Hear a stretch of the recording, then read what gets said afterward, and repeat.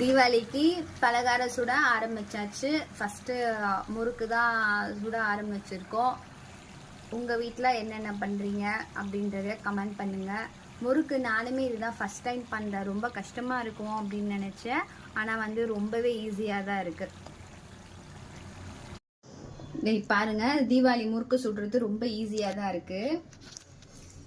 சென்டர்லேருந்து ஸ்டார்ட் பண்ணேன். ரொம்ப டைட்டாக இருக்கும்னு நினச்சேன். அப்போ நம்ம முறுக்கோட பதம் பொறுத்து தான் நமக்கு வந்து இருக்குது சுற்றுறது.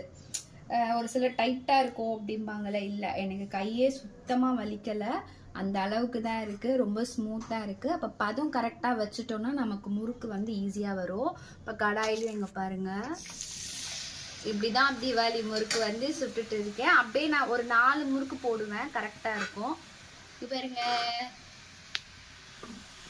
முறுக்கு சுட்டாச்சு.